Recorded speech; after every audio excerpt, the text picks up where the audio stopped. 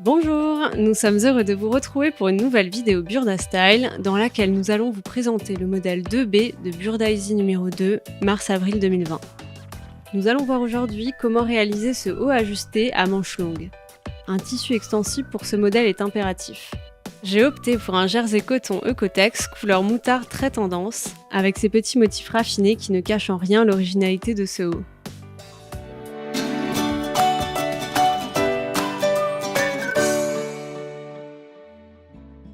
Pour les fournitures, il faut du fil à coudre assorti au tissu, une aiguille simple et une aiguille double spéciale jersey, une canette supplémentaire qui servira de seconde bobine pour l'aiguille double, de la Vliseline T15, il s'agit d'un ruban droit fil extensible à thermocoller, un stylo ou une crétailleur, des ciseaux de couture et des épingles.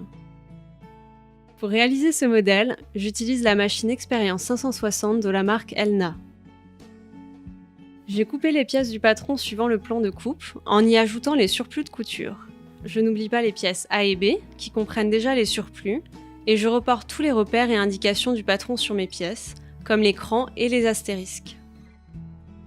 Dans un premier temps, je thermocolle le ruban sur l'encolure des devants, et je fais de même pour l'encolure du dos, entre les repères 1.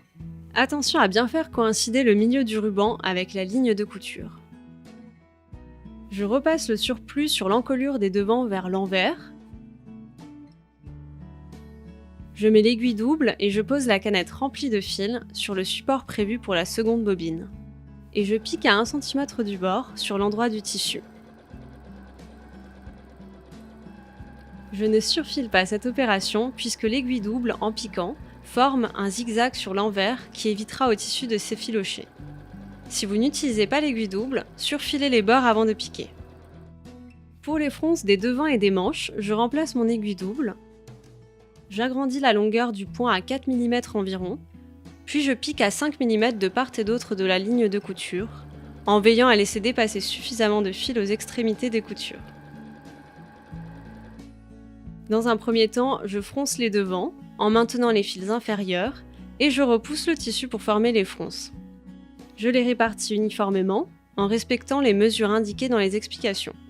Cette opération terminée, je peux nouer les fils inférieurs entre eux. J'épingle les milieux devant, endroit contre endroit, et j'épingle également la bande B envers contre envers, en débutant sous le surplus de l'encolure et en faisant coïncider le milieu de la bande sur la ligne de couture centrale. Je recoupe la bande si elle dépasse de la ligne d'ourlet. J'assemble en faisant un point d'arrêt aux extrémités de la couture. J'enlève les fils de fronce et je surfile. J'ouvre délicatement la couture au fer et j'effectue quelques points à la main au niveau du surplus de l'encolure pour maintenir la couture centrale des devants.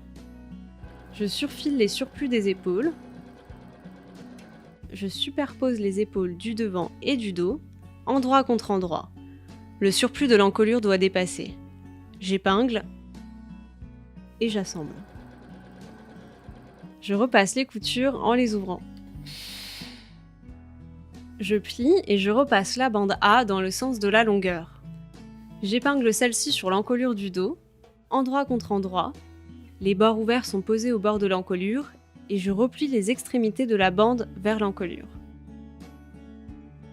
J'assemble toujours avec un point d'arrêt aux extrémités de la couture. Je recoupe les surplus afin qu'ils ne dépassent pas de la bande une fois cette dernière repliée vers l'intérieur du dos. J'entaille les surplus dans les arrondis, je repasse, j'épingle et je surpique à 7 mm du bord de l'encolure. Je pose le devant sur le dos, endroit contre endroit, j'épingle les coutures latérales en faisant correspondre les repères 2. Et j'assemble. Je surfile les coutures ensemble et je les repasse vers le dos. Les fils de fronce pour les manches sont déjà piqués, je vais donc pouvoir répartir mes fronces comme indiqué dans les explications et en procédant de la même manière que pour les devants. Je plie les manches dans leur longueur, endroit contre endroit, pour faire correspondre les repères 3. J'épingle J'assemble et je surfile les surplus ensemble. J'épingle les manches aux emmanchures, endroit contre endroit, en respectant les repères 4, les épaules avec le cran de la tête de manche et la couture des manches avec celle du côté. J'assemble et je surfile les surplus ensemble. Je repasse les surplus de l'ourlet et du bas des manches vers l'envers. J'épingle et je pique à 2,5 cm du bord. Si vous n'utilisez pas l'aiguille double, pensez à surfiler avant de piquer. Je repasse en veillant à ne pas tirer sur mon tissu. Le haut est maintenant terminé.